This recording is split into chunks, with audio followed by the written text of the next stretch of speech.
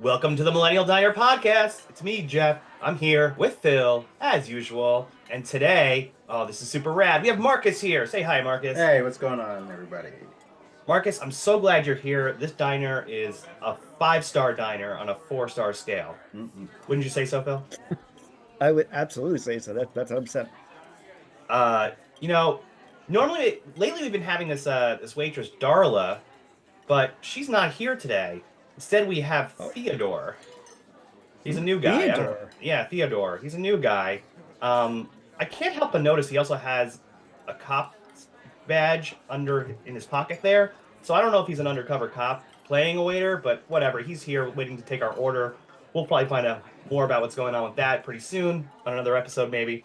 But for now, I'm just gonna go with traditional kind of vegan buckwheat pancakes with some fresh blueberries on there, and just a little bit of syrup on the side, natural maple syrup, of course, not the fake stuff. No, Yeah, absolutely not. and you know, actually, I want some more fruit. Let me go a little fruit salad with that too. That'd be great. Really health it up All right. there. And then hot coffee with oat milk. That sounds perfect. Nice. Marcus, Fruit what are you gonna salad. get? Fruit salad is yummy, yummy. Yeah. I am gonna do. Can I do a French toast with eggs over easy? And can I actually get an extra egg? Because this comes with two, so I'll get an extra egg. So three eggs. Bacon. Bacon with that. And I think I'm gonna do coffee and orange juice and the water, if you please. Nice. The trifecta of Yeah. liquids. Yes. The Holy Trinity. Breakfast liquids. I feel like that order looks like the order, the setup you'd see like the 80s like cereal commercials when we were kids. That was like the juice and the milk and the bowl and the eggs. Anyway, I'm gonna have uh, rye toast with some butter and black coffee. That sounds good. That's great. Well, thank you, Theodore, Thanks, Theo. Officer Theodore. Swear that guy's a cop. Bill, how do you feel about the song, the Alkaline Trio song about cops? It's not my favorite song. I can say that. Definitely not my favorite songs. In fact, I might not really listen to that song too much. It might be one of the early skips in an album. How do you feel about that song? I'm fine with it. I just have always remembered that you had a really intense Yeah, hatred of that song. I really do. I really don't like that song. It is. I don't know. I just feel like that's what the weakest song they do. Yeah.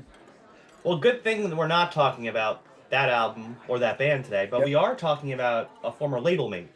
Right. We are on the Vagrant record train, as we've been before.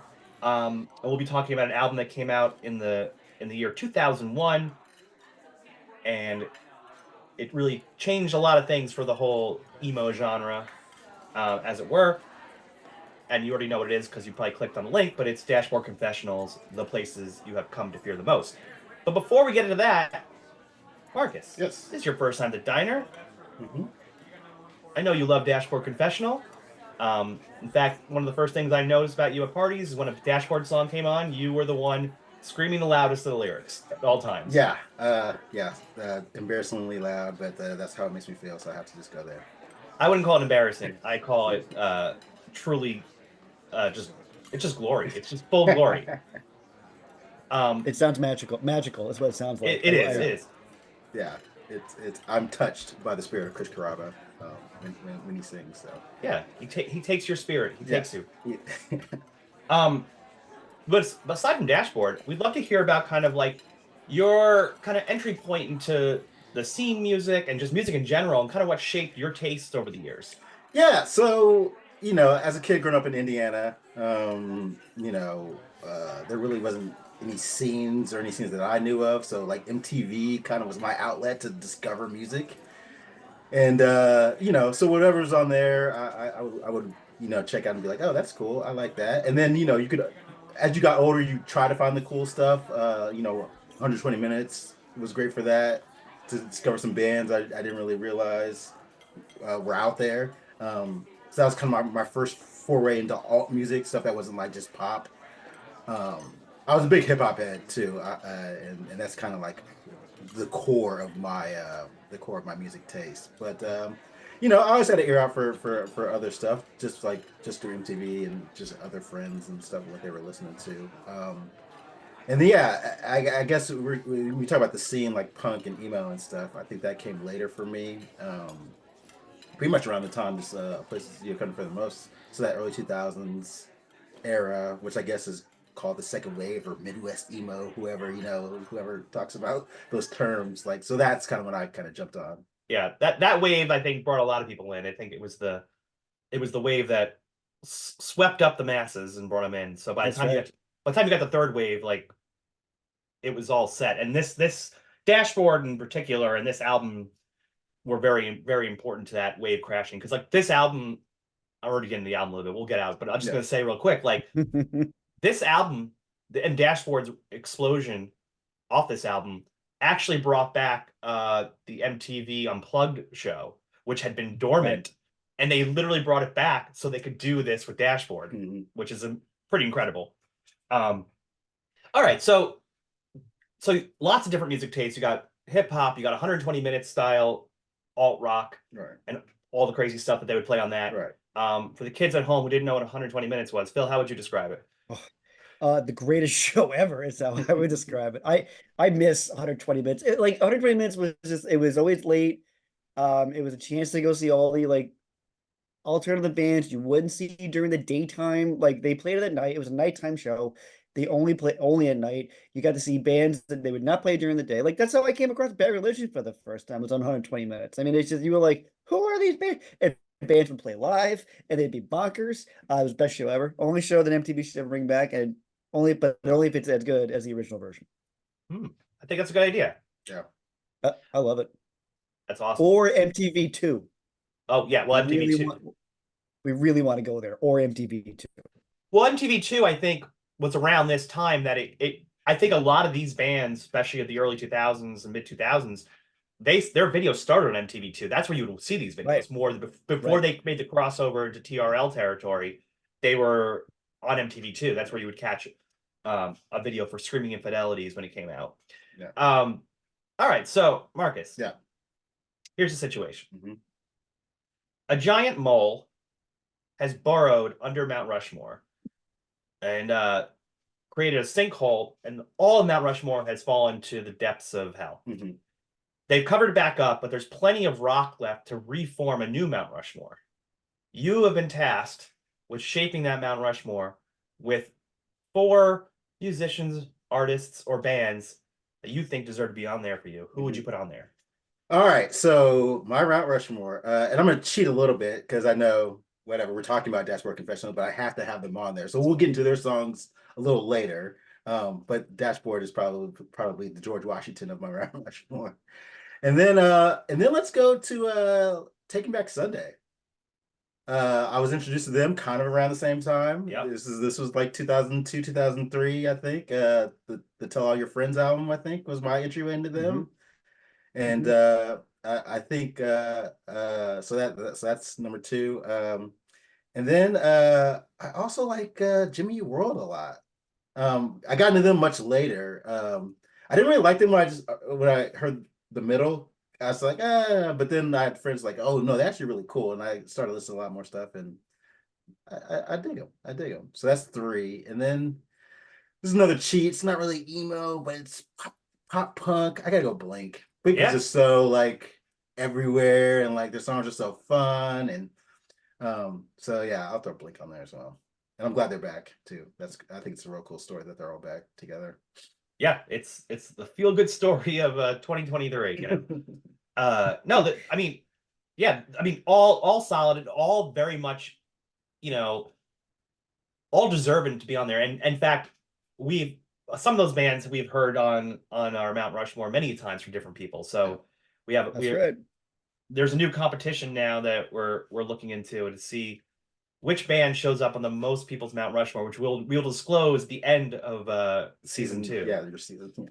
Yeah, that's season 2. Because it's just one. It also makes me really happy that collectively, like we all come from different places. Like you know, Marcus, you said you're from Indiana, and then Jeff and I originally from Long Island. But like somehow, some way, we all found the same bands, and I love that aspect of this. And that's how we all kind of come together.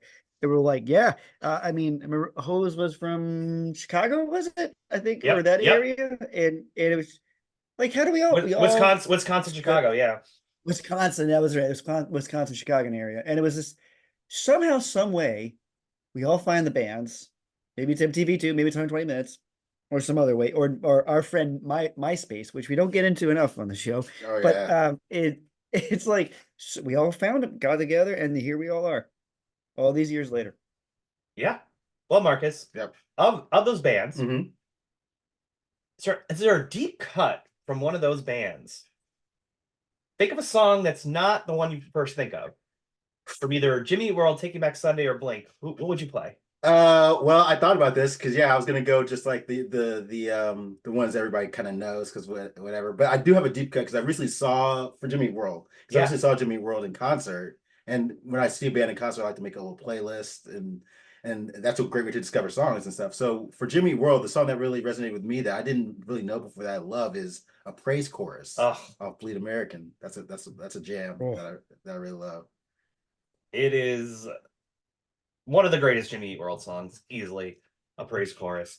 So, with no further ado, here is a praise chorus by Jimmy Eat World.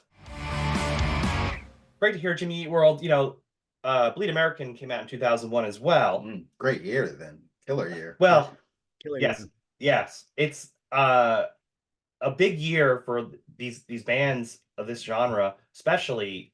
Jimmy Eat World was on DreamWorks, but Vagrant Records was kind of, I would say that this is the point where they just kind of started exploding.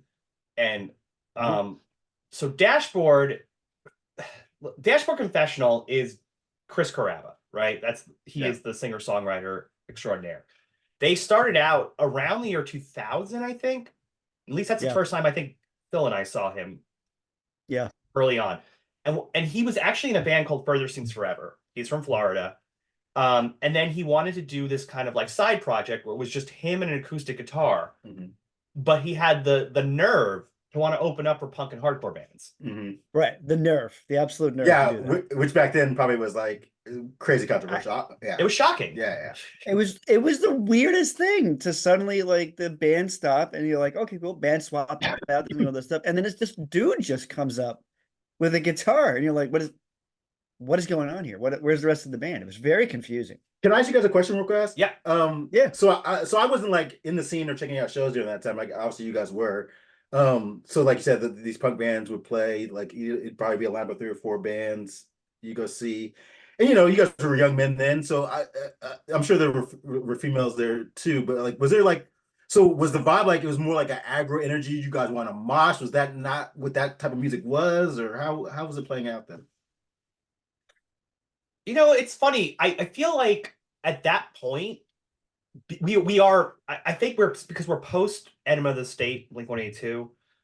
I feel like there was a little bit more at that point. A little bit more of a mix was starting to happen. Yeah, for sure. It was definitely, we were in the mix frame where the aggro was shifting away for the better, honestly, to have more inclusivity with different people at the shows. So like the angry shows were still there, but I feel like it was switching, like Jeff was saying. Like the vibe was starting to become like you were just when he'd show up, it all of a sudden it was just confusing because you were like, where's the rest of it?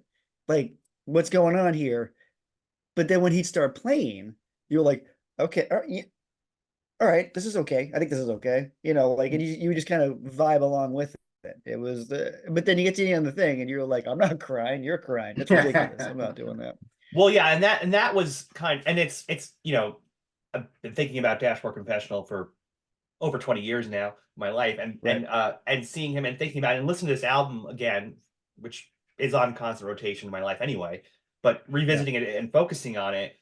The thing that I'm curious what you guys think about this. It's very clear to me that these songs, if you speed them up a little bit, if you get a little grittier with how you're singing it, and you add a couple of like a little more instrumentation to it, they are punk songs. Yeah. They absolutely 100%. Are. And I think that what he did was like he basically deconstructed a punk song into these very vulnerable, heartfelt, you know, confessions, which is basically where the name came from. Dashboard Confessional was because there was a song where he's like, this dashboard is my confessional when he's driving. And he's just talking out his thoughts. That's where he took the name from. It really is like a brilliant move for someone in this scene to see that and be like, I mean, it could have gone bad. I mean, I wonder if, on your point, we noticed at that point there was definitely more inclusivity and more women in the crowd and in the mosh pits. Even if this had been 4 years prior to that, would Dashboard have worked? Yeah, would have worked. Yeah, probably not, right? I don't think the scene so, wasn't ready for that. No, I think you're right. I think Dashboard owes, well, because like look at this. Okay, so then you've got Saves the Days, Can't Slow Down, comes out in 90, 97, 97, 98, 98, somewhere around there. That has two slow songs on it. Like that had two acoustic songs on it. Yeah. And so I think there's like, Saves the Day kind of started like we'll test the water, see if we can do an acoustic song. Sure, one of them was an acoustic cover, but like there was still, I think, or at least that was on that one. Well, also referring back to our conversation earlier, God Damn It, Alkaline Trio has two slower kind of, by each guy, by Dan and Matt, and used very cleverly, by the way, because they both close out the sides of the album, which is very smart. And actually they would do that a lot going forward. So like you have the start of some bands testing the water to it, but no one went full embrace. Like we're going to go full Violent Femme. We're only acoustic. There's nothing else to it. And then you get this, it needed the time to set up for it to be somewhat digestible, I think, for people, for Chris to go like, I think people would dig a full album of it. But then notice he quickly he brings a band in for the second album. The first one is just him the whole time. Yeah. And this one, the second one, does bring it. Granted, they're not on every song, which was good of him to do. Honestly, he didn't bring them in for everything, because I think there would have been like the slight riot where we were like, no, we like the acoustic, just you don't necessarily need the band. Well, yeah, for sure. And like he understood that. And the thing is, going back to it, so he was in this band Further Seems Forever. He goes out, he writes this album, which I think it was on an indie and then went on Drive Through, if I remember correctly. The first one. That sounds right. Yeah. And blanking on the name. Swiss Army Romance. On Swiss Army Romance. Swiss Army, yep. And he starts going around, and very quickly people are mesmerized by him. And he's touring a lot. So the first time you see him, you're kind of like, who is this guy? But the second time you see him, you're singing along to every word louder than him. And the more times you saw him, the more that chorus of the audience grew and grew, to the point where like seeing Dashboard Confessional even today is he doesn't have to sing. Yeah, it's a sing along. It's a sing along, and it's a sing along, right? And I mean, I have watched him over the years in various different venues, like playing bigger rooms, and like it never doesn't feel like this intimate show where it's just you, him, and the person next to you just like feeling these feelings and just having this catharsis together. It's really incredible what he cultivated. It's funny, Marcus, when you said Taking Back Sunday, I think Taking Back Sunday did the same thing with a little bit more of the punkier, aggressive side of it, where also everyone's just singing every word. And it's like, that's what this was. It was just this communal, it was very like, I mean, I imagine this is what church is like for a lot of people. But like you're coming together and you're all like singing a hymn, but like instead we're singing about heartbreak and and the hard things of life, but as medicine for people who are going through these things, to know that you're not alone, and you're literally not alone because everyone around you is singing with you. You sing with you, exactly. Yeah. It really is incredible what he was able to create here, and it happened very fast. So he ends up leaving Further Seems Forever. Right away is ready to do another album because he's got all this material. Because I imagine he must have gone through a horrible breakup around this time. Something. I was thinking, not to cut you off, but I was thinking about like, who was that girl? Yeah, like that produced his art. Like, cause he like really, I guess, did a number on him, and he like felt it for sure. Yeah, and he shared it with everybody, and he shares that pain. And this album is as we go through it, it's really that it's him opening up his diary and just saying how he feels in these moments. And every song, I feel like everyone listens to it and understands exactly what he's feeling. So he ends up signing to Vagrant for the new album, Places You Have Come to Fear the Most. It comes out March 10th, 2001, produced by James Paul Wisner. Um, again, Vagrant is the place to be right now in this moment in time. If you are an emo band, they are just they're the label. Yeah. With Alkaline Trio, Saves the Day, Get Up Kids, Yeah. The Anniversary, the list goes on and on. You would say if Vagrant Records is putting on a dance for all their fans, you would call it the Brilliant Dance. Wouldn't you, Phil? Ever I would actually call this the Brilliant Dance. Vagrant, it's so funny to think about Vagrant in the history it's had where not many labels become like one of those labels for me where I just like I trust the label, and Vagrant became one of those for me, and it definitely, yeah. So although I think Vagrant knows who's leading in this Brilliant Dance, they actually are taking the first few steps. Yeah. Well done. A Brilliant Thank Dance you. is the opening track to this album. Um,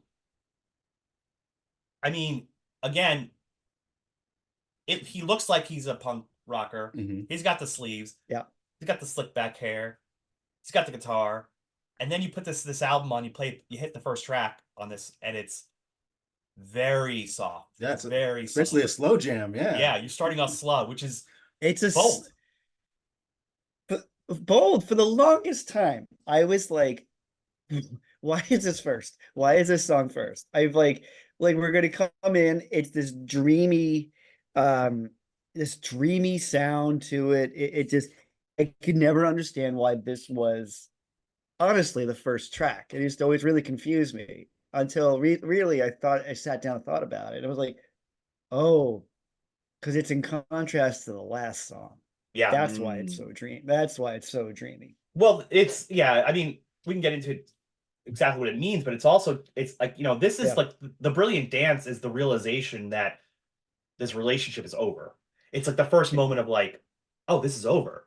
So there is a shock to the system that the person's going through in this song, and I think that's what the song feels like.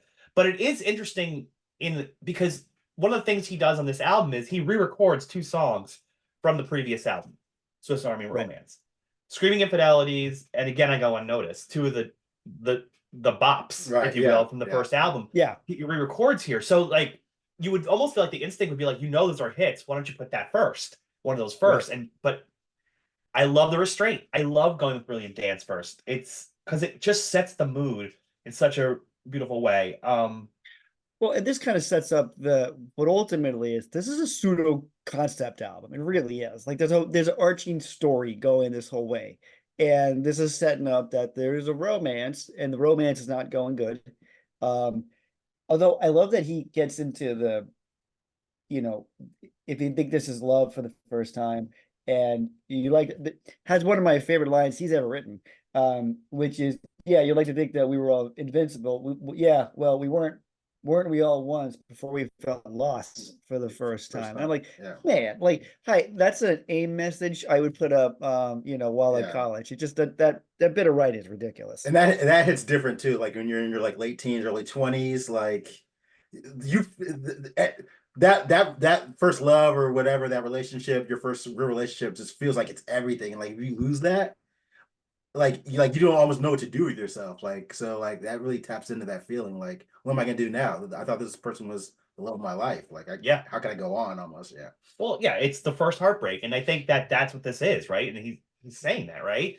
And the first heartbreak typically is the worst heartbreak, though. Right. Life can show you that's not true all the time.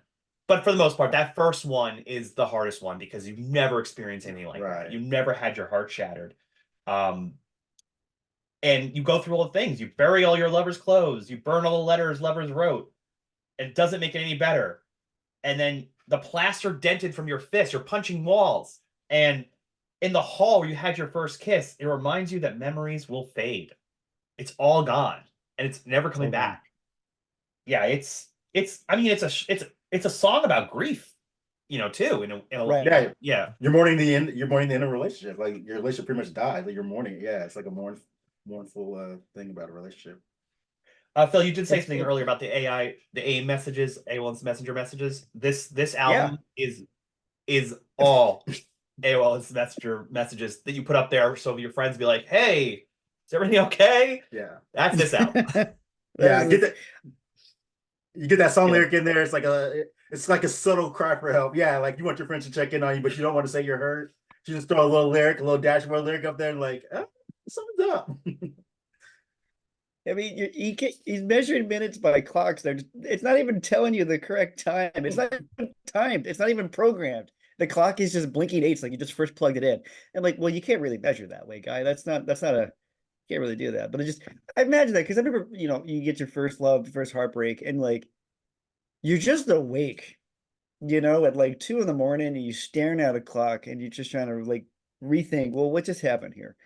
Um, which is really what I always think about this album looks like. Like, it's Chris sitting in his bed, awake, going through moments of the relationship, which is what I think the whole album ends up looking like. That's why I always say it's kind of like a conceptual album, that it's just him insofar how like Black Parade kind of bounced around a little bit Yeah. throughout that dude's character's life. I feel like that's the same kind of thing here. It's just we're bouncing around bits and pieces of Chris's past year or so with whomever it is they're with. Yeah. Or Chris's character, the character of Chris in Chris's this. character, yes, Yeah. the character Chris, But not necessarily the actual Chris. the blinking eights also was I want to point out as we go through it. I think his use of details, specific details, is Mm-hmm. so well done because they're simple, but they say so much. Like you just said, it's like a by clock that blinking eight, and literally you sit there and be like, oh, the clock's just been plugged in. Like it's not even Yeah, like working. Like you go off of this whole. It takes you on such a path that to add that detail in, and I think he's very careful with what he puts into the words, so you have these evidence of just how horrible this is. very specific, very visual Yeah. language. Yeah, it makes you kind of like put in place and time. Yeah, feeling. It's visceral, right? It gives you a like you can see it, you can feel it. I've always felt that's always been what his strength is. Sure, it's singing in guitar work, but honestly, his writing has always been, I think, the strength, where he knows, like you guys said, just how to say something specific enough that it conjures a feeling and emotion. He's very good at that. That is like the cornerstone of his writing. It's details, little details. Get it? Yeah. Yep, he's got the details. Well, here's a detail for you at home. Here's the brilliant dance. All right, next up, we have the first of the two re-recorded songs. I would say his first smash hit. This is probably the first one that everyone knew. This is the one. This Yeah. is the one. This is yeah. good. No. Good. No, I was just like, this is, and I just lost my ability to speak. Well, this song will do that to you. So this is Screaming Infidelities. It actually was ranked number 7 on Alternative Press's list of the best 100 singles from the 2000s. There you go. Number 7. I mean, who's not gonna? You watch the video for this, you're gonna fall in love with Chris because like the camera's like smash cut on his face. I mean, like the whole time, it's just like you're just embracing him singing to you this whole time. When you're just like, he knew what he was doing. With his puppy dog eyes. Yeah, he did. Like he's got the look of him. He looks like the wounded animal. We were like, oh, I feel bad, But then you really get into the lyrics of what this, he's real mad at somebody. Yeah, I mean, and it's a struggle because he's missing this person. Like he's Right. missing their bed. He doesn't sleep anymore. He's drinking Milwaukee's best Bottle of Beast, baby. to take him Beast. home. And yeah, he's upset, and it seems like, well, we know it is because the song is Screaming Infidelities, and the issue with the relationship was Screaming Infidelities, and the person cheated on him, and he's coming to terms with that. Yeah, I just a little story time. You brought up the Unplugged. Yeah. So I had just moved to Chicago in 2002, summer 2002, and like I said, I was watching MTV a lot. A lot of Real World when reality TV was real, and Yeah, and so it was on MTV too, but I don't even think I had MTV too. But I think this was so popular that they actually put it on the just MTV regular. Like one Yeah. day, and I think I was watching it, and what struck me um was like the crowd just screaming and singing along with them. And I specifically remember screaming infidelities because I was just like, these kids know every word. Like, who is it? I didn't know who he was. I was like, who is this guy? And like, I was like, they feel so much about this song, and they're like screaming it right back at him. And I was just like, I gotta look into this. So that was kind of my entryway. Like hearing this song on the MTV Unplugged kind of was what got me hooked. Well, I think what you're saying is exactly it. That MTV Unplugged came out. People who watch MTV were like, "Oh, Unplugged's back. Oh, I wonder who's gonna what." Nirvana did MTV Unplugged. Who's gonna be this new? And they're like, "What's Dashboard Confessional?" And they have you watch it and you're like, "Did I miss something? How did all Yeah. these?" And the thing is, I was shot in New York, so I mean, we knew a lot of those people in that audience because they were all the people we were going to shows with. Yeah. So it was kind of like Yeah. this, like we knew because we were in the scene, Right. but yeah, the world hadn't known yet, Right. and that was kind of like, oh, it made you feel like you're like, I'm missing something. How, That's exactly how I felt. I was just like, how do these people know all these songs? Or like are singing them back? Like some of my favorite groups, I didn't know that those songs. Or I've never seen a show where people did that. Even if I did know the songs, I wasn't screaming to the top of my lungs, like singing them back at the person that was performing for me. It was like so surreal when I saw that. I always wondered if it's because it's just him for the most part. There's so like we all knew the words, and it was so quick that we would learn all the words. I'm like, is it because it was just him? There wasn't a band to like lose yourself in a bass line or whatnot or a drum beat. They were like, you had to focus on the words because really that's where it comes down with them. I was just Well, thinking about that right now, actually. That just popped in my head. Good. yeah. Well, I never heard the stripped down. I guess it was more stripped down on Swiss Army Romance. Yeah. Yeah.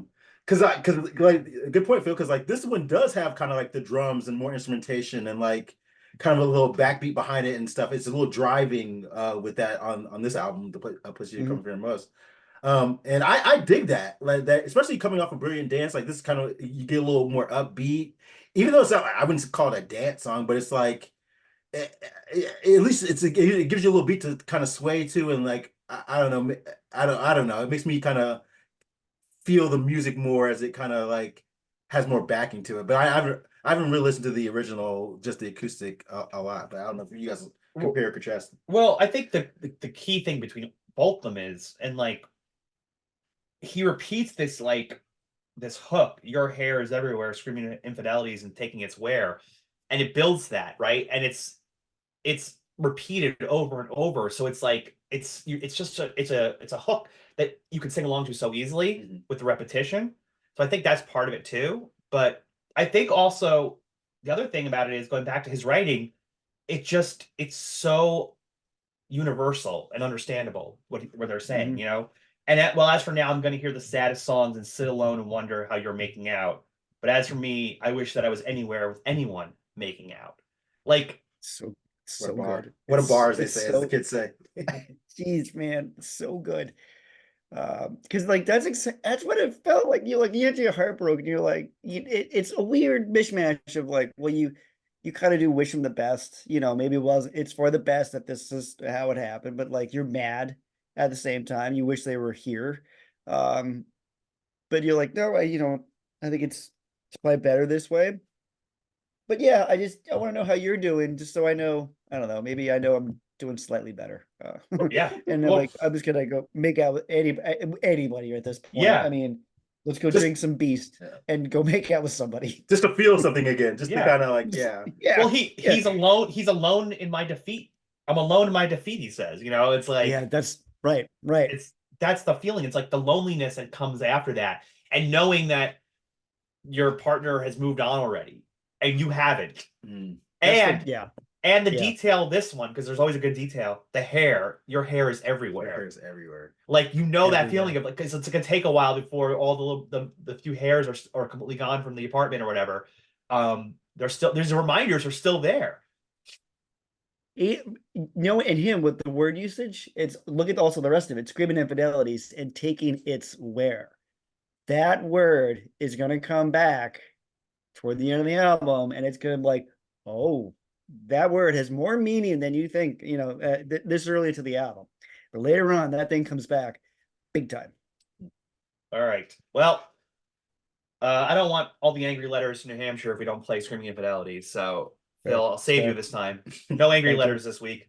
Here is Appreciate that. Screaming Infidelities off The Places You Have Come to Fear the Most. Well, we know there were screaming infidelities because he screamed about it in the last song. And in this song, we get a little more detail about this scenario. That's right. This song works. Best Assumptions works in conjunction with Screaming Infidelities because basically you get the story. You get the whole story. What happened? This one to me, even more so, is like this is the slow down punk song. Yes. Like this, and like when he says this line, and this awkward kiss that tells of other people's lips will be of a service, keeping you away. And then this is where the punk comes out because then he doesn't just sing it softly. The away is pushed out with like agony, and his voice cracks. Yeah, It's like, oh, the performance in this is so genuine. yeah. I want to talk about that voice cracking stuff because, preparing for this, I read a couple like reviews of the album, and like, whatever, like that blogosphere days, like, Pitchfork and stuff, they take shots at stuff like this and they didn't like it. But they noted kind of like his voice was kind of like a wounded bird or whatever. But I actually think the imperfections of his pitch or whatever, trying to hit certain notes, made it even more real to me. Like, Yeah. I dig that Yeah. it was kind of like Yeah. in there and wasn't perfect, and like you could feel that he was really like straining and mad and trying to sing through his mic to whoever he was singing about. Like, that's what made it all the more real to me. Well, the song is called the Best Deceptions. There's no deception here at all. I mean, it is raw. It is raw from the start. And it just kind of comes in with this very like simple like little guitar line, and then it just comes in and it's like very soft. Like, I heard about your trip. I heard about your souvenir. And we're like, oh, what's a souvenir? Was it like a stuffed animal or like a little pennant? No, no, no. Oh. It was all the cool guys and the cool nights that you spent them with. And the cool nights and the cool guys you spent them with. And this song grows, and it's almost like he gets more confident in his like delivery of what he's going to eventually say and accuse this person of. And there's a build throughout the whole thing. I guess I should have heard that from you. Yeah. Oof. I'm hearing stories, but I wish you would have told me what was going on. Like, that's my favorite aspect of the song is like he's like, look, it's almost like I get it, right? Things might happen, right? Maybe we're new in a relationship or whatnot, and there's the dreamy summer fling of it where you're like, okay, but like I should have heard it from you, not from friends of friends or girlfriends or friends of whatever. Like, you should have told me. It's so accusatory, but in a very direct, really realistic way. I think, like Marcus, I get what you were getting at. Like, it's raw sound, right? Or Jeff, you said that, but then Mark, you said like it's a way to connect it. It's imperfect because I feel like it seems like it's like a one take. It's like the first take they did, and they were like, "No, go with that." I love that it's like this really, because you feel the pain and the anger and the kind of misery that Chris sings with, and I love that they kept that throughout the entire album. But like, this is a song where you get the story, and you're like, oh, I've been there. Yeah, I get you. Okay. And then like I always felt it's not even that angry sounding, but when he says you do not warrant long goodbyes, I feel like that's such an angry line without having a lot of like anger like written out in a word. It's just, that's what I think of. You don't even warrant any long goodbyes. This is it. We're done. Well, thank you for the venom, Chris Carrabba. That's what I say. No, because it builds to that cathartic venom, and it's like we'll get as we get there, because like you're going through him being like, I heard about your trip, and I heard about your regrets, and I heard that you were feeling sorry. Like you can tell like all the conversations were happening. Like you can extrapolate what happened, and now they're coming back like, oh, I'm sorry, I shouldn't have done that, and then he says like, you you'll be back someday, and this awkward kiss that tells of other people's lips will be of service to keeping you away. Mm. You know, like, oh no, it's you. The deception is over. It's like I now know the truth, and like this can never be Yeah, again. this is done. Yeah, Like there's no like This sliding back into it or like second chances. no, Like this is the ending forever kiss off. Yeah. we are done. Like we are like so. I just he even said that he's like kiss me hard because this will be the last time you ever get to. It's just feel like it's like these are all the moments I wish I had said at some point. Like you know what I mean? Like you're gonna leave on top with this one. I'm walking away winning this conversation because it's just the way he said it too, and it's a shining moment of the album. This it really is. The charade is it over. really All the best deceptions and clever cover story awards go to you. And I think what brings this song to even the next level is that last outro part where it becomes I'm waiting for blood to flow to my fingers. I'll be all right when my hands get warm. Ignoring the phone, I'd rather say nothing. I'd rather you never heard my voice. You're calling too late. Too late to be gracious. You do not warrant goodbyes. You're calling too late. You're calling too late. You're calling too late. Like it's over. It's And almost like he was like a zombie and got awakened yeah, yeah right.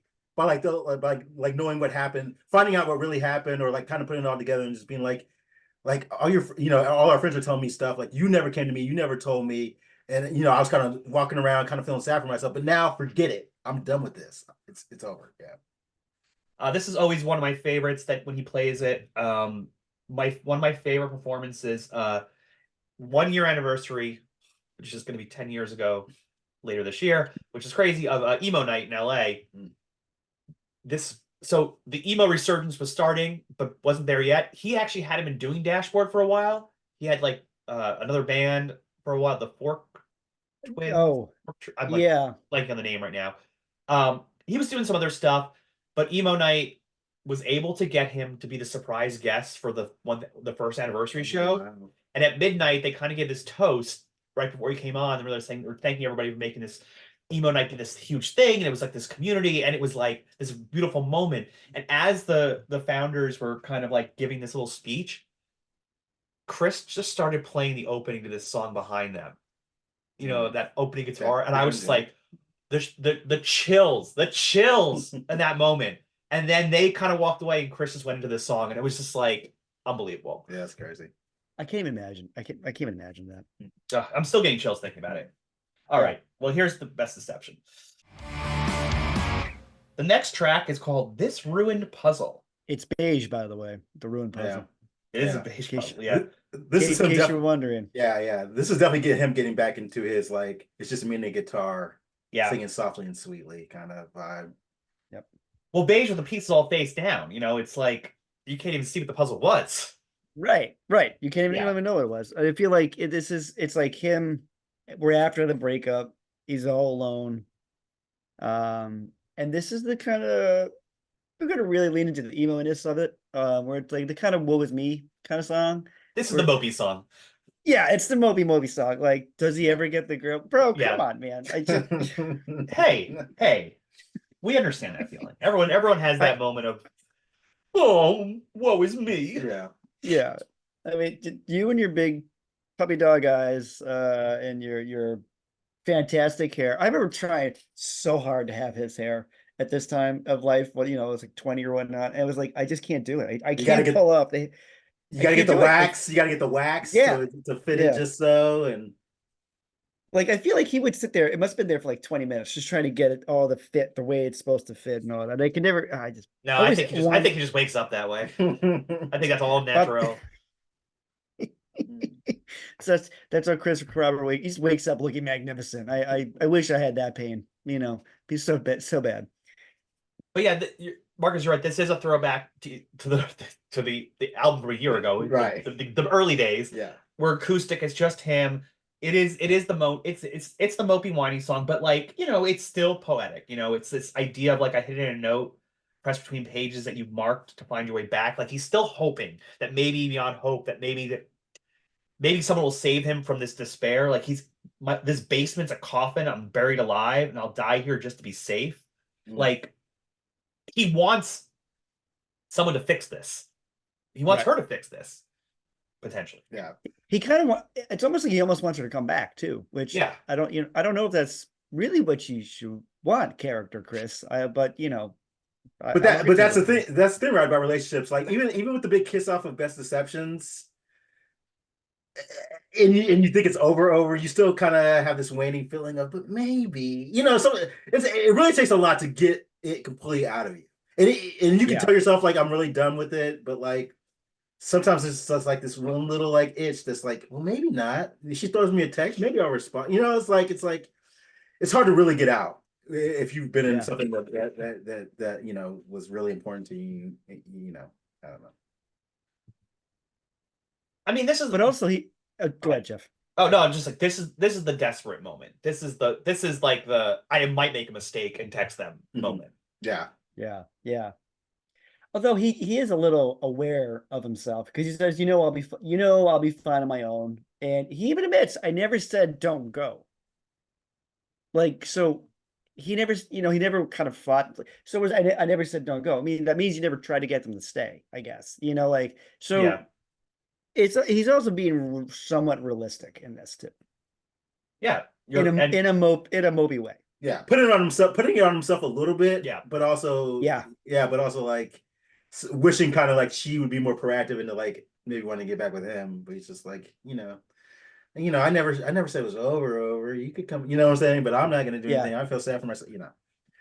Well, I think this song is interesting because this is like the oh my god, I'm dying in the basement from loneliness. But the character's gonna have a very similar, still in the same kind of headspace, but with a little bit more fire is gonna happen in the next song. Which Oh this yeah. next song is called Saints and Sailors, where I feel like it's a connection to this one, but now it's a little bit more like, uh, yeah, there's more intensity here right away. First of all, this song is full of hooks. It is so catchy. It is, I think, also another highlight of this album for sure. Agreed. Oh yeah, Yep. this is one of the classics for me. Yeah, You know, waiting here with hopes the phone will ring, and I'm thinking awful things, and I'm sure that few would notice. And this apartment is starving for an argument, anything to break the silence. Like that's where it's like, I know you coming back isn't gonna fix things, but geez, it's better than just being here by myself and quiet. yeah, I'd rather be fighting Right. with you. Yeah, to feel something. yeah.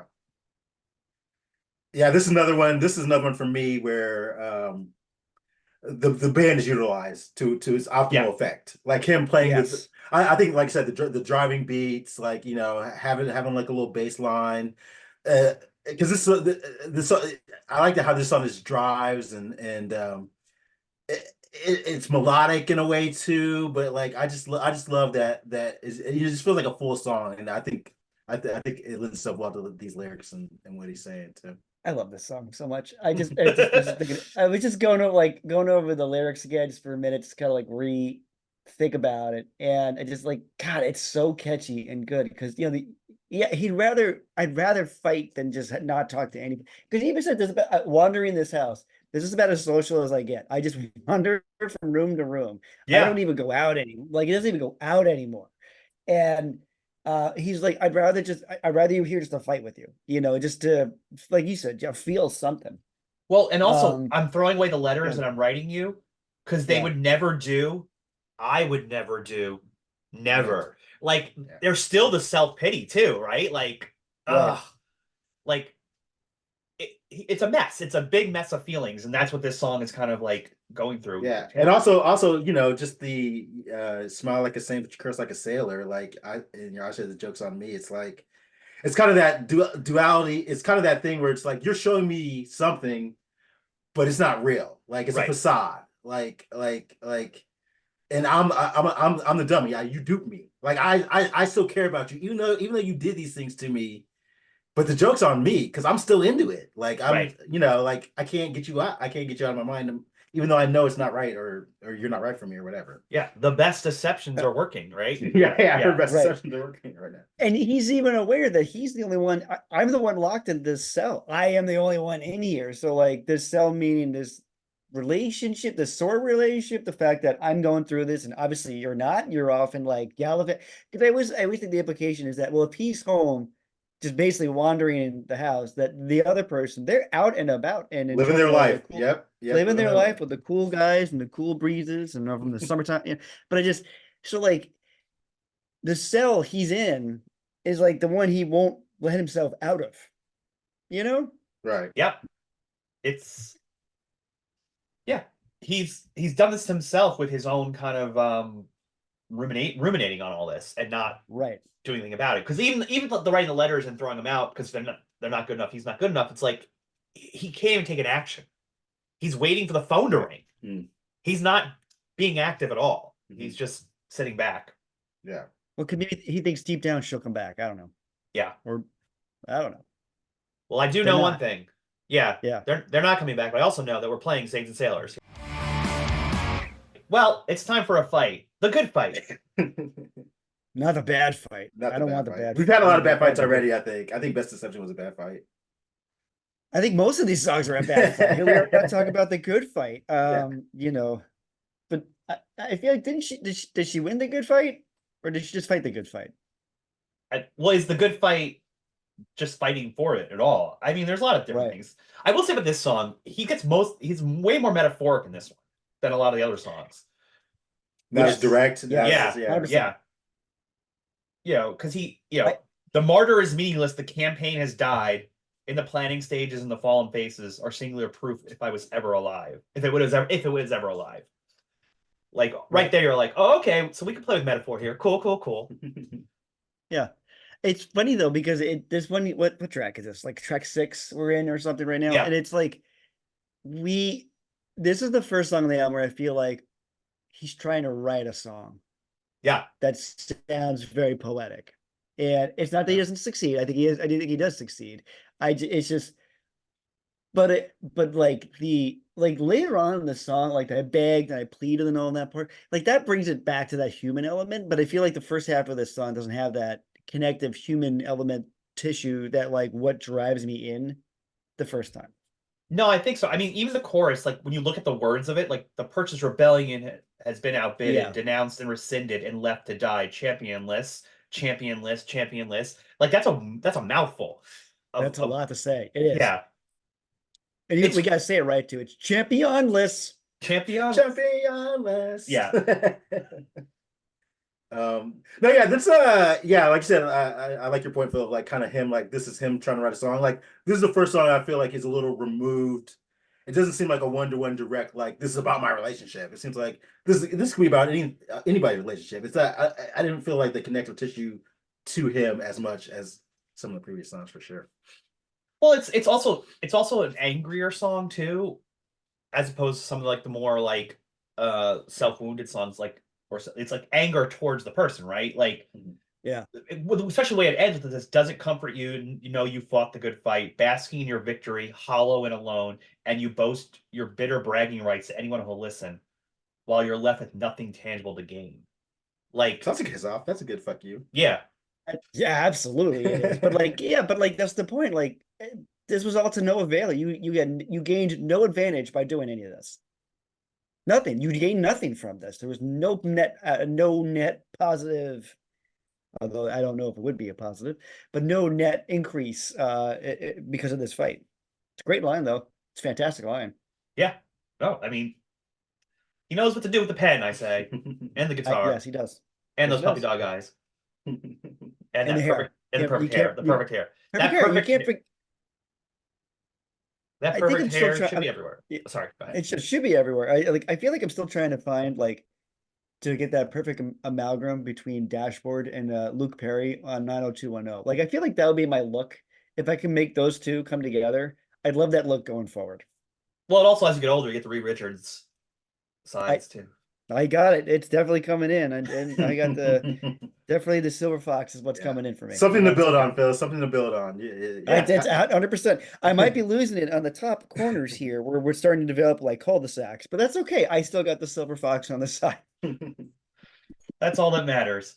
The next track is called Standard Lines. This is the point where I feel like now a little bit of time has passed, and now Yes. we're all toning the company line and saying that things are fine, and we're just giving our standard lines. It's so good. It's because like it's that first awkward moment where like Yeah, you run into them at like the yeah, store, or Yeah. some like somewhere stupid. It's gonna be Yeah. somewhere stupid. Like it's like Yeah. the grocery store Yeah. or like the gas or the I was gonna say the gasoline store. That's called the gas station. Yeah. Um, or like you're at like the getting coffee or a bookstore or something, and Yeah. like you run into each other, and then there's a weird awkwardness of like, Yeah. Are we gonna do the oh, thing? Yeah. Are we yeah, hugging? we Are gonna do we? this? Yeah. Yeah, what are we Yeah. gonna do here? Like, is this how it's like? Oh, but you just fall back onto the standard lines of like, oh, we should catch up soon. Yeah, I mean, really, that's mean to do that. I just, how's things? It's just the lyrics just scream of the awkwardness that is that oh Yeah. first yeah. encounter after the breakup. Yeah, Look, just you're at Trader Joe's. You're both reaching for the oat milk. Your hands touch. You're like, oh man. But what I like about it is it doesn't start off as just like, okay, we just got to be, we got to be in public. We have to be cordial to each other. It starts off, which of the bold-faced lies will we use? Mm. Well, that's where he's going in. it's so good. Yeah, as you look at her before anything's Yeah. said, this is what you're playing in your head. What are you gonna say? Like, which lie are you gonna tell now? Like, I don't really trust you, but let's have this conversation. I hope that you're happy. You really deserve it. This will be the best for both in the end. It's Yeah. just It's so good. It's so funny and it's so realistic. And that's really it's just probably why we all connect really with this with his writing and with him and this album is like, yeah, this is so realistic. Because you size him up and you're like, okay, I am gonna say I'm doing really well. And maybe they'll notice I've lost a few pounds. Maybe they'll mention it. It could be something. I also love that he brings up. We're bringing back into the alcohol though. That is where we're at with life. Is like once again, this new diet is liquid and dull into the senses. So we're not talking water, and it's crude, but it's crude, but it will do. It'll do. But that's the thing. Like we're saying the lines. We're saying what we're supposed to say. Yeah. But then the truth is like behind the curtain is like, but your taste still lingers on my lips. Like I just placed them upon yours, and I starve. I starve for you. He still wants her, but he Yeah. can't. He can't. But he can't. Like he knows he can't. He can't go back there, even though like he has a Right. feeling that. I think that's kind of a recurrent thing I'm seeing. Well, with his lyrics, it's just like, yeah, we broke up, but yeah, sometimes he's like f off, but sometimes he's like, but maybe we can be together again, or I still think about you, I still feel things. I mean to call you. I've just been so busy. We'll catch up soon. So, yeah, Let's make a point to. Let's do lunch. I always thought that is the most ridiculous thing. Let's make a point to meet up with each other. That's like asking your parent if you could do something. They'll say, "We'll see." Yeah. Right. Or in Hollywood. Look, Yeah. I'm a dad of two. I've said it. Like, oh yeah, the kid will come up and be like, yeah, we'll see. We'll see if we can do it. Sure thing. No, we're not going to do it. I already know that. I already know that. But I'm going to say it anyway because it gives you a little bit of hope that really does not matter because it's not going to happen. Yeah. Let's make a Yeah. yeah. Right. Yeah. No, I was gonna say. Sorry to cut you off. I was gonna say. Hirsch knows. Like in Hollywood speak, that's kind of like let's set a meeting about a meeting. You know what I mean? It's like right. It's like a precursor Yeah. to like yeah, let's talk about talking again. Like it's like kind of like that gap thing that you're never gonna do it, but like you're fainting that you will. Yeah. We should get drinks. Yeah, let's definitely get drinks. Like, yeah, I'll text you next week. Yeah, sounds good. Yeah. Never see that person Yep. again. Never see that person again. All right. It's just Next. sorry. Standard lines. Just the standard Yeah, lines. That's all. It's such a. I love it. It's so good. It's like mental health. That's how you get through. Like sometimes you just gotta fake it to make it. Sometimes you just gotta power through and get through. And also, it's another one where like there's a drive to it, but then he also uses the softness in it. It's a good balance between all the stuff he does in that one. Yeah. Next track is a banger, and it's one of the re-recorded ones. It's called "Again I Go Unnoticed." First off, great title. Yes. Just great title. Just an absolute title. Mm. And remember we talked a lot about this album and his writing being about details. Yep. And the opening of this with the television that steals the conversation between it, like we're saying nothing to each other, and the television is soaking everything in. But the thing is, it goes unnoticed. Like I know it, they're not even realizing this. Like I feel like we're going back in the relationship, and we're in the relationship at this point, and they don't realize that this thing is falling apart. Like it is falling apart, and it goes unnoticed. So good. That's So good. good.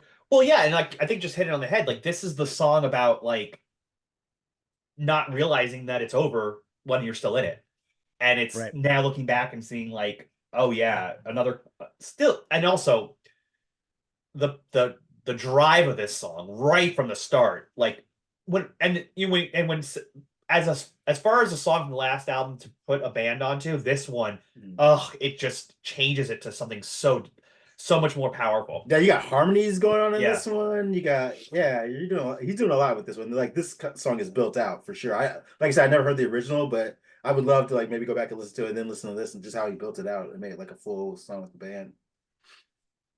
The drum comes in and it's like the bump, but a bump, but a bump, Yeah. which really drives behind the way he plays. Um, and again, it's got the wonderness of like just short, easy lines. The two with the eyes, where because I can read your rolling eyes. Oh my God, like that's so good. But then you'll see you smile again, and out of the corner of your eye won't be the only way you're looking at me. Then Oof, it's that's a just, great one. oh, it's so good. It's so good. Closed lip, another goodnight kiss is robbed of all its passion. Yeah. Yeah. Like you said, Yeah. this is something like you said, we're back in the relationship, Phil, and this is like it's over, but you can't bring yourself to like get out of it, or like no one will leave it, but like it's not the passion's gone out of this. Like we're just watching TV quietly, like close lip kisses, like there's no passion anymore. The passion is gone. But you know, there's also he's pleading to there's a like a desperation to like tell me what's going on here. Like Mhm. tell me you're just feeling tired, because if it's more than that, I feel that I might break. You know, it's like at a touch at a time. He knows what's happening. Just tell me what's happening. Mhm. Yeah, but you can't stop it. It's kind of like a slow rolling clip, boulder down a cliff. Like it's gonna, the breakup is inevitable, but like he's trying to save it, but he can't quite do it. He can't quite do it. It's like driving by an accident and like you want to look away, you really do, but like you have to kind of look over. Just I don't know, morbid curiosity is there. I don't know. Yeah. What But one time? try not to do that. Yeah. Yeah. No. One time, I was in my apartment a few years back, and my couch was against a window that was right on a relatively busy street, a sidewalk where people walk around, and a couple broke up right outside my window, and I enjoyed the show. Yeah. Oh, good. Seconds. There Yeah. was a lot of yelling and blaming each other, and it was a Dashboard Confessional song happening live Nice. outside my window. Nice. Good times. I guess that one didn't go unnoticed, huh? No, no. Oh, I noticed. If I was, again, I noticed. Um, Phil, can I play Again I Go Unnoticed? You better. That's it. Hell yeah. Here is Again I Go Unnoticed. We have reached the penultimate track. Not just the That was penultimate track.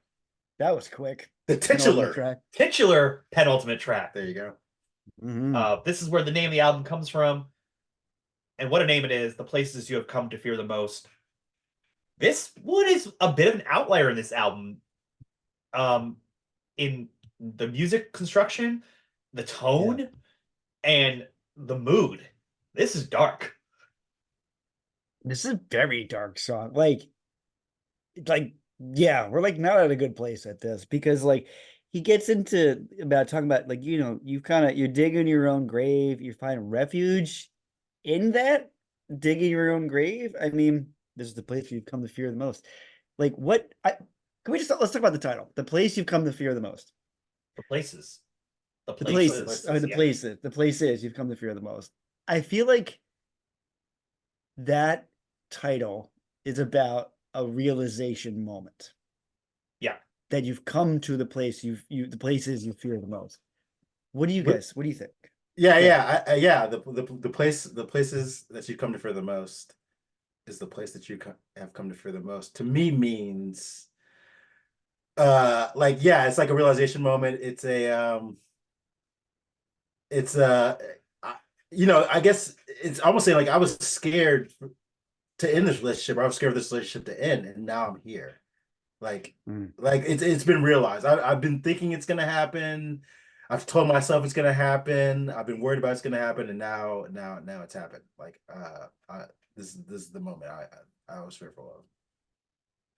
Yeah, I agree. I think it's also the places like it's self-realization, right? Yeah. It's that point of like, oh, I see my flaws suddenly. I see that what maybe this relationship was hiding from me.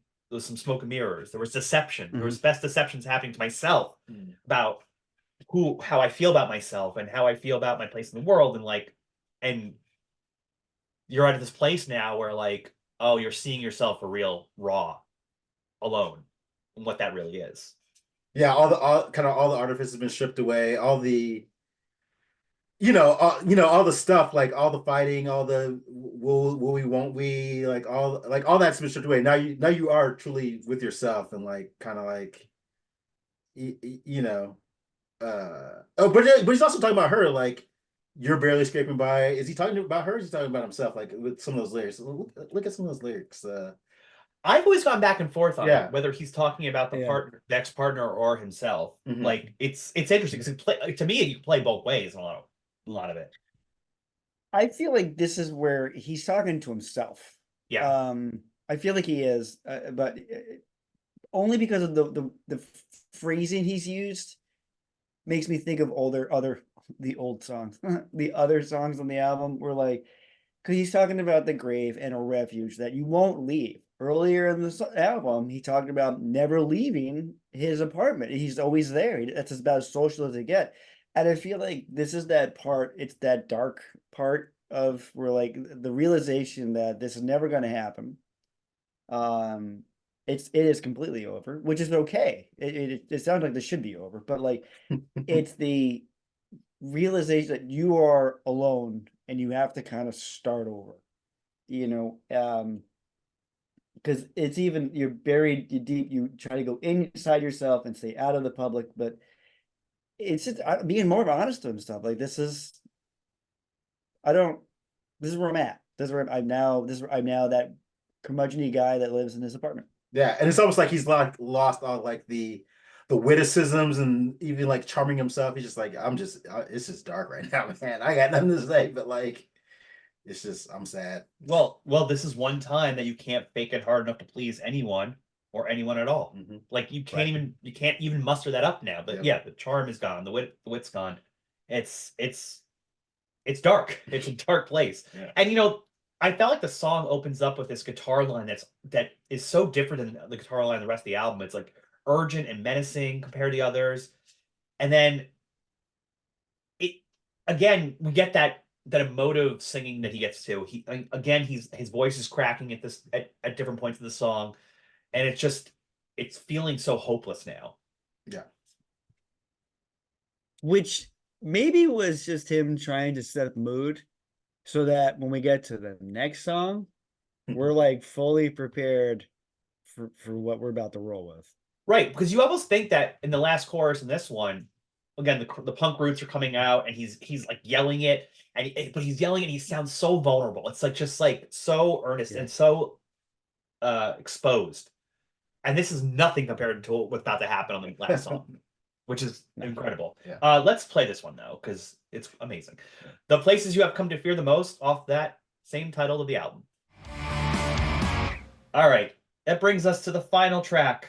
Hold on, I got it. Let me get some stretches Yeah. in. This Phil, this is what you've been preparing for. This is what You gotta get. Oh, training you gotta stretch on this one. You have to get ready to handle this song. First of all, Phil, huge mistake on your part for never having a screen name or Twitter name called this bitter Phil. By the way, Ooh, missed opportunity, missed opportunity, especially in the Tumblr That is- era. yeah. Oh my god, that is a missed opportunity. I'm actually embarrassed. I didn't think of that. No, I did have.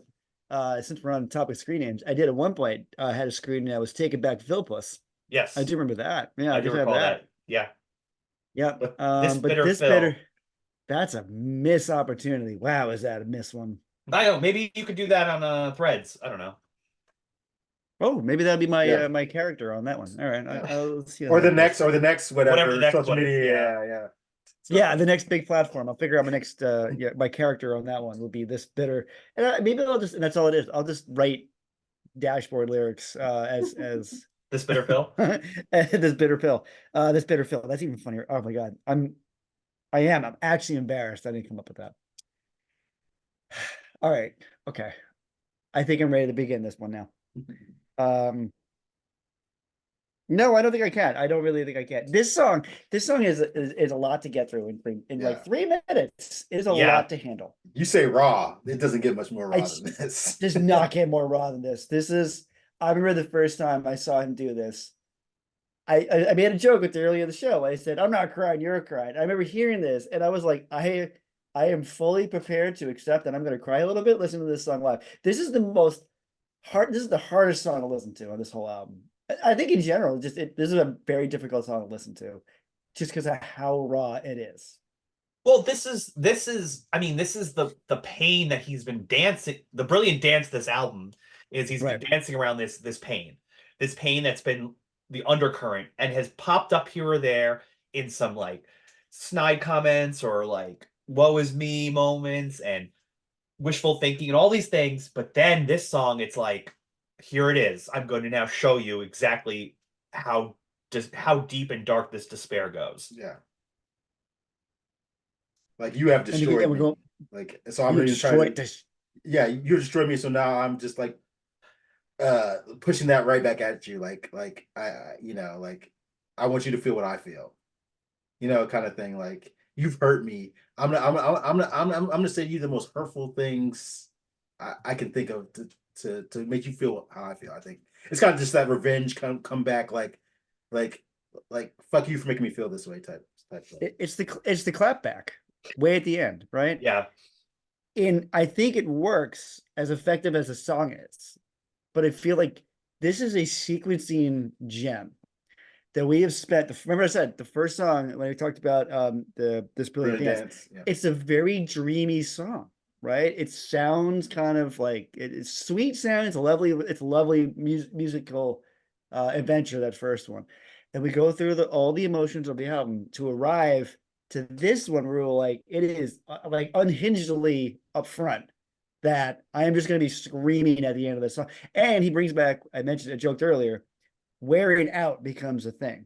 Right. That's all he says at the end. It's wearing out. And that's direct connect back to Screaming Infidelities. Her hair is everywhere and it's taken its wear. This is what it has done. It has destroyed this person. It really has. Yeah, that's a brilliant connection. It's funny, I never really even thought about this brilliant dance, this bitter pill. It's this. Oh. It's Yeah. this like Yeah. this is the sequencing on this album is amazing in the way they handle the lyrics and how they handled the titles and all that. So and audibly and then musically audibly you go on this journey the whole time.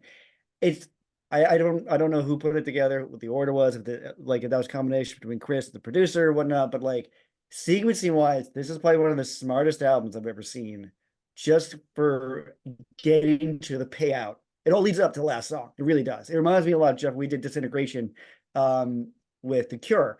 Everything kind of leads up to that last track. Yeah. Because it's basically the point of the album. And here we are. This is the last track. This is the point of the album. We've gone through this brief economical 10 songs to get to this. And I'm now a pile of mush on the floor, having to now put myself back together, having heard this song. Phil, you mentioned the early days of seeing them sing the song. I'm pretty sure he was crying during those early days performing this. Yeah. Like it just came out. It was just part of for him too. The other thing too, this song opens so different than any other song because it kind of like drops you right into like there's no buildup. It's like walking away. It's not the same as running. It's to you now that you've run to this in the ground and you say, take this medicine is just what you deserve. Swallow, choke, and die. Yeah. And then it's into like him just already kind of voice breaking as he goes into it's almost like you don't think that we're like when you first hear the song, you're like, where can he go from here? Because he's already yelling at the top of the song. When he goes to the chorus for the first time, you're just like, wow, like how can he build this? He's already there. He's at a 10. He's at a 10 when he starts. He's at a 10. He's like, you know what? I go to 11. I'm gonna keep going with this because like he gets the later in the song when he does the chorus again. He's like barking the chorus on the second go around, and then he's like screaming, wearing out to the point where you like, I feel like you just see neck muscles like Yeah. pop the entire time, Yeah. and he's just screaming. He's losing his voice toward the end. It's just, I feel like that's like when they recorded it, and the producer was like, that's the track we're keeping. Like that's the version we're keeping, just because like there's like magic in the studio when you do that one. Oh, such a good song. Yeah, and a perfect ending to this album, like as you said, Phil, the Yeah. sequencing, like when you said, like it's built to this. I mean, it just rings out. It's like, and again, it's funny because Dashboard Confessional, like we think of the sing along, but it's Yeah. also this. It's actually getting that. I go back to the word vulnerability with this. It just that's what it feels like. It's just like he's really like throwing his heart out to us, and we're now all in it with him. And this one is, can you get there with him while he's singing along with this one? This one may be the hardest one to sing along with because Right. how do you reach these levels? Mhm. Everyone has this, but can you do it anytime? But this song again is probably this always goes back to like why do we like sad songs? Because there's a Right. catharsis to know that that pain is not something that's only you are going through, someone else is, and to kind of go through it in a song helps you kind of exercise it for yourself. It helps you remind yourself you can get it's a song and the song ends, and just like the pain can end for you. Yeah. And just think about the whole album again and leading up to this, and coming from Swiss Army Romance into this, like with a band, with some of the songs having some instrumentation. I think the producer and him made a smart choice to be like, to know like which songs are still better acoustic and alone, and which ones could be bumped up by instrumentation. This one definitely just Yeah. had to be him and the guitar, confessional into a microphone. Like it couldn't work any other way. This is the perfect like arrangement, the way they put this together.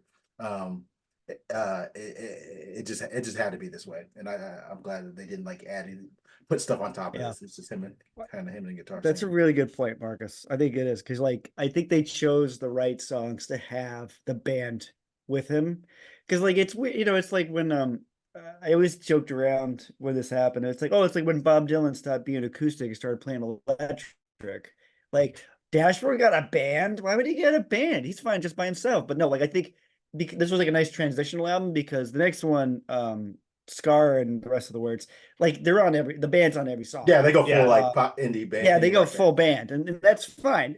So this was like a Mark nice Brand mission, trans. yeah. This is like the transitional album where, like, okay, we'll have the band a couple of times, but don't worry, it's still gonna be him. And the times they chose to have just him are wisely done because this song doesn't work with the band. This song just doesn't. I mean, it's just that big.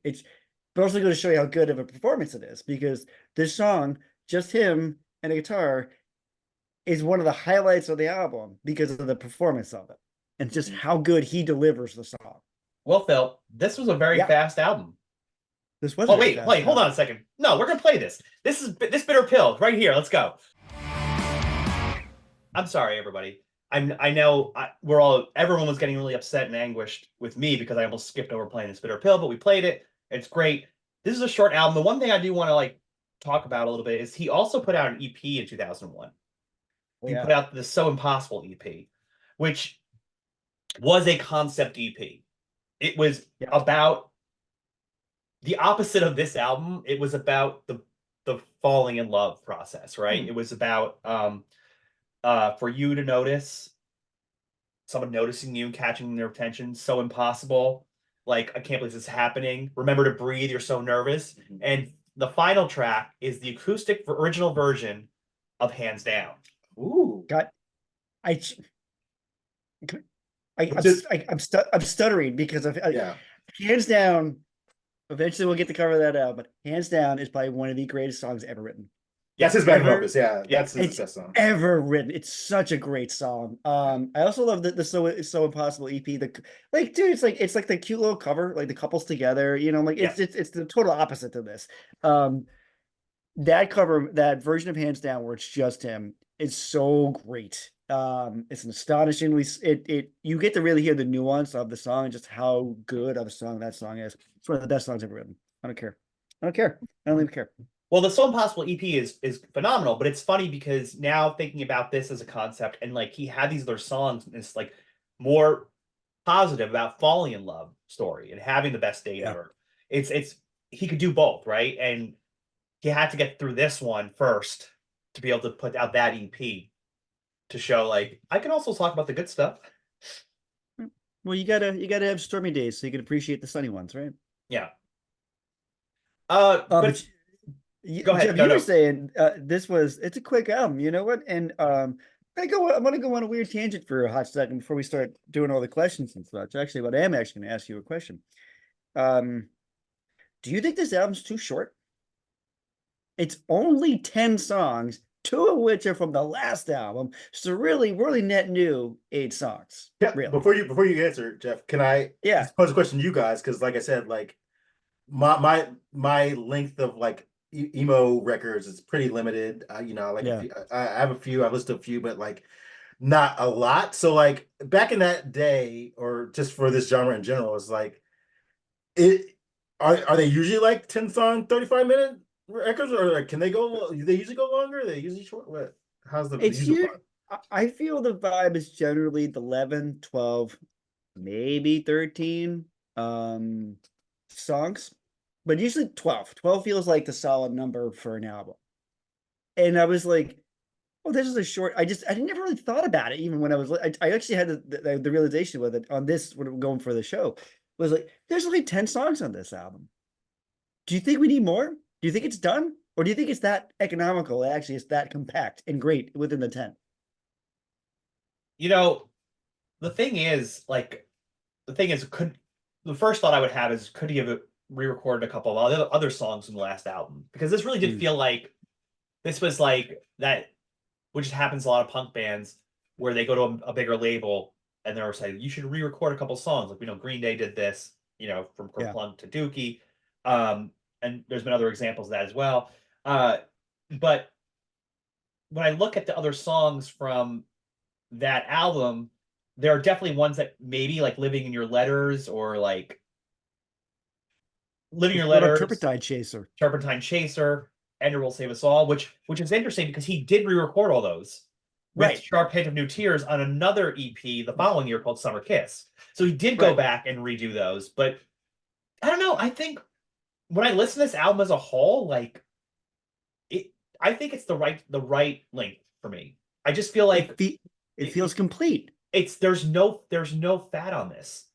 No. It's a really tight album and it's an experience and you feel something about it then and also you can play separate songs live and get I think it's exactly where it needs to be. And Phil, like you were saying, and this is interesting too, because like you said, like Swiss Army Roommates came out like a year before this one, Yeah. and Yeah. he only took 2 songs from that, put it on this. So he must have like just went into like based on whatever this relationship was or relationships he was thinking about, and also just based on like I'm leaving my band for the Sims Forever, and like I'm going solo. Like he's kind of went into like a writing fever maybe, and just like I have all these Yeah. songs, I have all these ideas, and like I got new stuff, so I don't want to do the old stuff. Like I'll carry a couple, and like you said, it could be also concepty. It could be like this is about my breakup.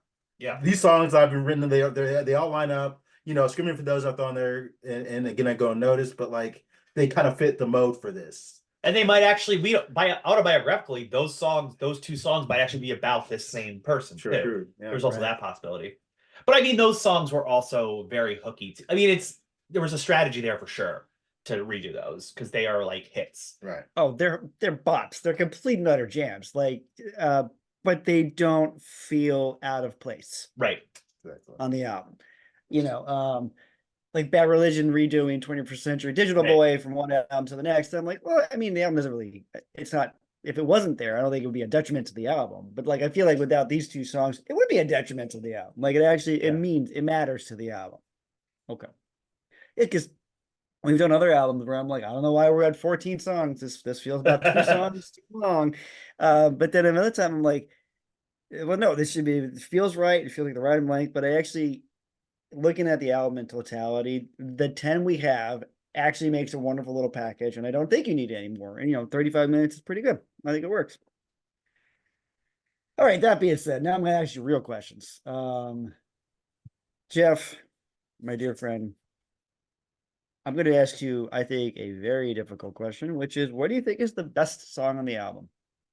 Oh, well, that is a very difficult because there are so many songs, but the best song is the best deception. Mm, interesting. Ooh, interesting. All right.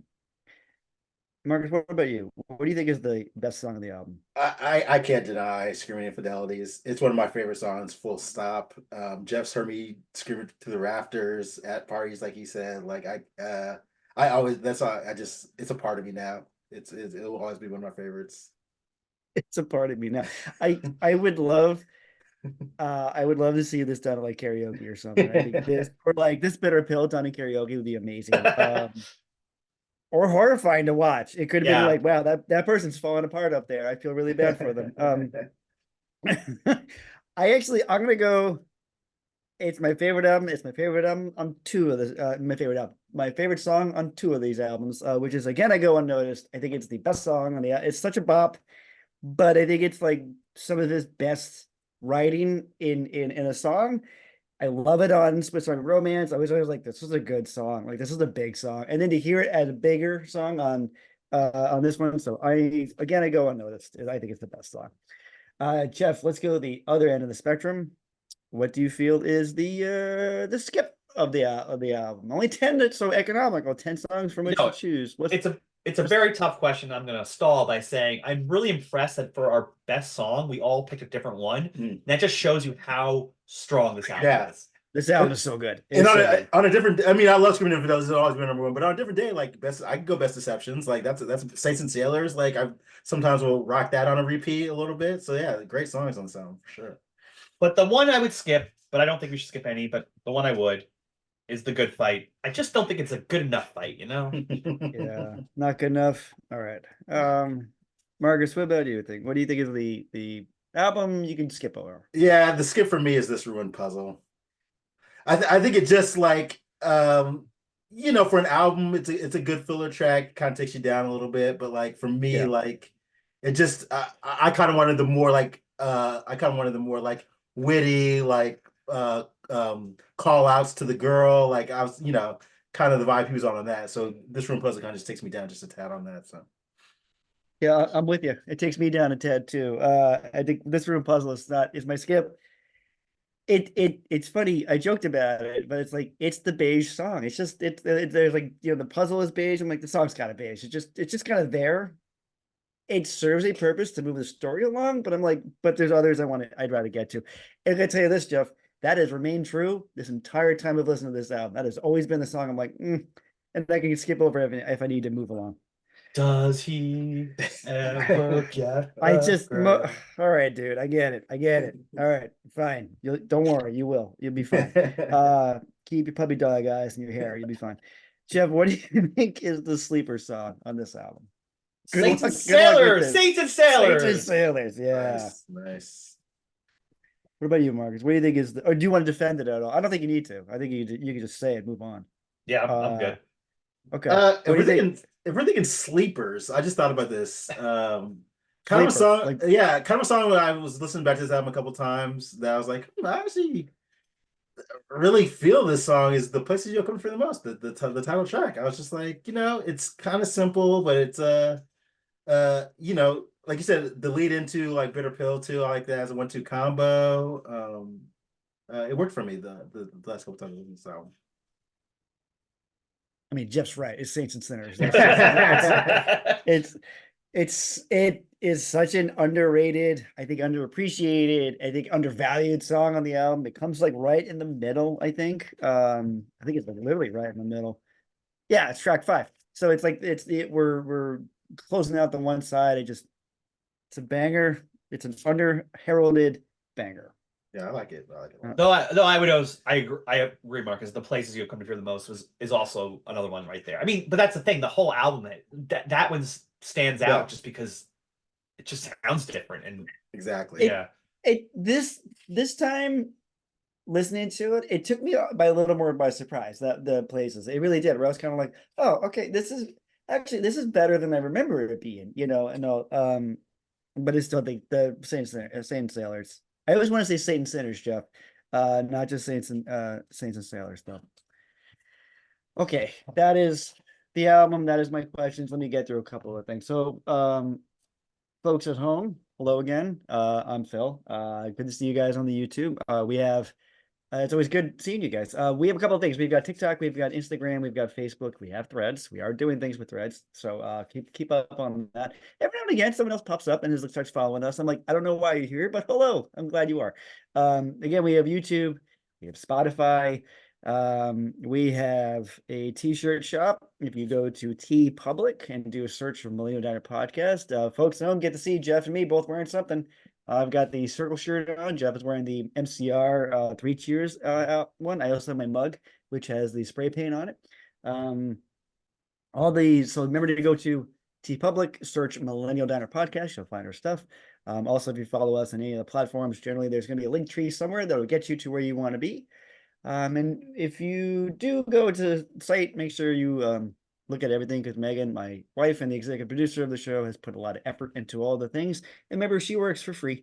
And just we give her all our love. So remember to, just take a poke, take a look around. Phil, Yeah. as the blood returns to my fingers, I've made a decision. Oh, I think we should play Hands Down off the So Impossible EP to close this out. Great choice. I won't say that's the best exception. I won't say you're gonna ruin this puzzle by doing so. Give me one more. I'm trying to think of another one. Jeff, I think that would be the good fight if we did that. So let's close it out with playing the 9th song on this one, which is, once again, Jeff, what is it? Hands Down off the So Impossible EP by Dashboard Confessional.